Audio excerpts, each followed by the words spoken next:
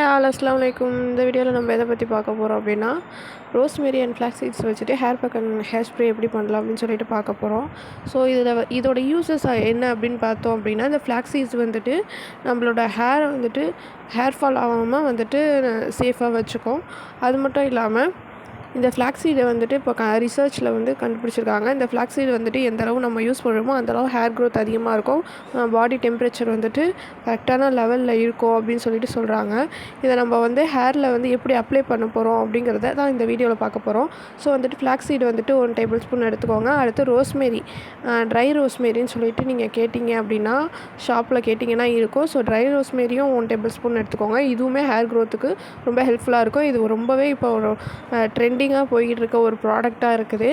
அதுபோல் கொஞ்சமாக வந்துட்டு மென்ட் எடுத்துக்கோங்க, ஃப்ரெஷ்ஷான மென்ட் எடுத்துக்கோங்க. இந்த 3யுமே என்ன செய்யுங்க, ஒரு பேன் எடுத்து அந்த பேனில் 1 டம்ளர் வாட்டர் எடுத்துக்கோங்க.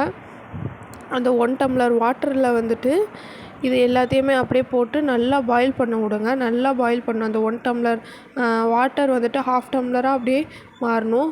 அந்த அளவுக்கு நீங்கள் என்ன செய்யணும், நல்லா பாயில் பண்ணணும். பாயில் பண்ணிங்க அப்படின்னா அது ஒரு ஜெல்லி கன்சிஸ்டன்சியில் வரும்.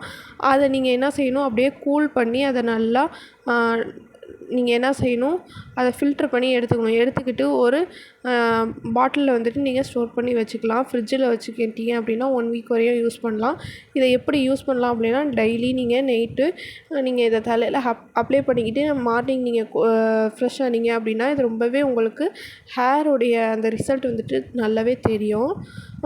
அது போக வந்துட்டு இந்த மாதிரி டிப்ஸை வந்துட்டு நீங்கள் பார்க்கணும் அப்படின்னா மறக்காமல் நம்ம ஆல் கிரியேஷன் சேனலை சப்ஸ்கிரைப் பண்ணி வச்சுக்கோங்க. லைக் அண்ட் கமெண்ட்ஸ் பண்ணுங்கள்.